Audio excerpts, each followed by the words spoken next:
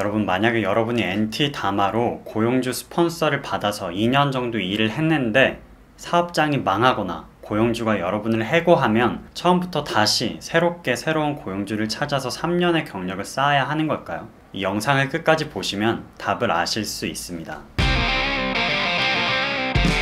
안녕하세요 여러분, 김성훈남의 호주인맥의 김성훈입니다. 오늘은 2019년에 발표된 NT 다마에 대한 핵심 정리를 해드리는 영상입니다. 이미 NT 다마에 대해 설명하는 영상들이 많이 있긴 하지만 깔끔하게 군더더기 없이 설명된 영상들은 아마 별로 없을 거예요. 여러분, 오늘 이 영상 하나로 NT 다마에 대해서 쉽게 심플하게 이해하시면 좋겠습니다. 네, 그럼 바로 시작해 보도록 하겠습니다. 첫 번째, NT 다마가 뭐냐? 한마디로 정리해 드립니다. 호주 NT주의 부족한 일자리를 채우기 위해서 기존의 482 TSS 비자보다 더 완화된 조건으로 진행되는 프로그램이 NT 다마입니다. 네, 두 번째, 그렇다면 기존의 TSS 482 스폰서 비자보다 얼마나 조건이 완화됐는지 궁금하실 텐데요. 비교해가면서 설명을 드리도록 하겠습니다. 우선 직업군의 변화가 있습니다. 기존의 482 TSS 비자는 MLT SSL에 속한 직업들로만 영주권을 취득할 수 있었는데 NT 다마 프로그램은 그것보다 훨씬 다양한 직업들이 포함되어 있습니다. 영주권을 취득할 수 있는 직업들이 추가됐다는 말과도 같고요. 두 번째는 최저임금 완화 조건이 있습니다. 기존의 TSS 비자는 고용주가 직원에게 53,900불 이상의 최저연봉을 지급해야 했기 때문에 좀 부담이 컸습니다.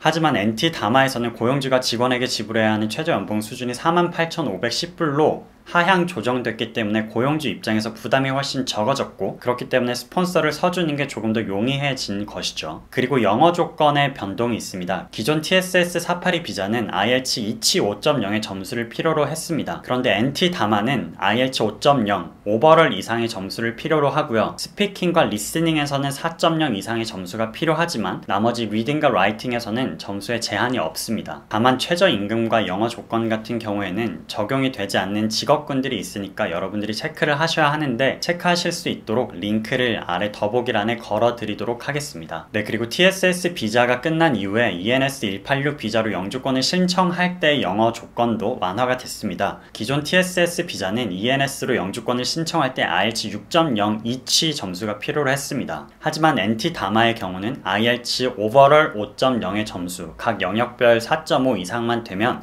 ENS 영주권 비자를 신청할 수 있습니다. 물론 여기에서도 일부 직업군은 제외된다는 점을 유념해 주시고요. 그리고 나이 조건도 완화되었습니다. 기존의 TSS 482 비자 같은 경우에는 TSS를 마친 후에 ENS 영주권을 신청할 때 만 44세 이하여야 했는데 NT 다마 같은 경우에는 만 49세 이하면 영주권 신청이 가능하도록 완화가 되었습니다. 네, 여기까지만 보면 NT 다마 프로그램은 굉장히 좋아 보이고 누구든 NT 다마로 가지 않을 이유가 없어 보입니다. 하지만 여러분, 장점만 존재하는 제도는 결코 없다고 생각합니다. NT 다마 같은 경우에도 장단점이 있다고 볼 수 있는데요. 가장 큰 단점이라면 NT라는 지역적인 단점을 말씀드릴 수 있을 것 같습니다. 일자리가 부족하다는 얘기는 그 지역으로 사람들이 잘 가지 않으려고 한다는 것과 같은 말이기 때문에 여러분들이 이민자로서 NT주에서 살아간다는 것이 결코 쉽지만은 않은 일이기도 합니다. 또한 NT 다마 프로그램은 스폰서 비자이기 때문에 고용주를 찾는 것도 쉽지가 않고, 그리고 고용주를 잘 찾아서 문제없이 진행이 되는 게 가장 좋기 때문에 그런 측면에서 조금의 위험성이 존재한다고 여러분들이 알고 계셔야 합니다.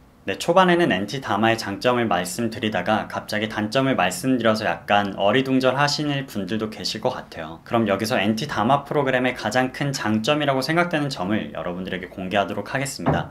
이 영상이 시작할 때 여러분들에게 던져드렸던 질문, 그러니까 NT 다마 프로그램을 시작해서 홍길동이라는 고용주 밑에서 2년 동안 잘 일하면서 경력을 쌓았는데 갑자기 2년 뒤에 그 고용주가 여러분을 해고하거나 사업장이 망하게 되면 다시 임꺽정이라는 고용주를 찾아서 새롭게 3년의 경력을 쌓아야 NT 다마 프로그램 이후에 영주권을 취득할 수 있는 것인지 궁금해 하실 분들이 많이 계실 것 같아요. 답을 드려보도록 하겠습니다. NT 다마 프로그램의 가장 큰 장점은 반드시 한 명의 고용주 밑에서만 3년을 채워야 한다는 게 아니라는 점입니다. 즉, 여러분이 홍길동이라는 고용주 밑에서 일을 하다가 사정이 생겨서 임꺽정이라는 고용주로 바꾼다고 해도 그 총 경력이 3년을 채우게 되면 NT 다마 프로그램으로 TSS 482 스폰서 비자 3년을 채운 것으로 인정이 된다는 말과도 같습니다. 기존의 TSS 482 비자 같은 경우에는 반드시 한 고용주 밑에서 3년을 채워야 했습니다. 홍길동이라는 고용주와 중간에 마찰이 생기면 2년 반 동안 그 고용주 밑에서 일을 했다고 해도 다시 임꺽정이라는 고용주를 찾아서 그 고용주 밑에서 3년을 새로 시작해야 했습니다. 즉 홍길동이라는 고용주와 기존에 진행했던 기간들은 다 물거품이 되었다는 얘기죠. NT 다마 프로그램은 이런 기존의 TSS 스폰서 비자가 갖고 있는 단점을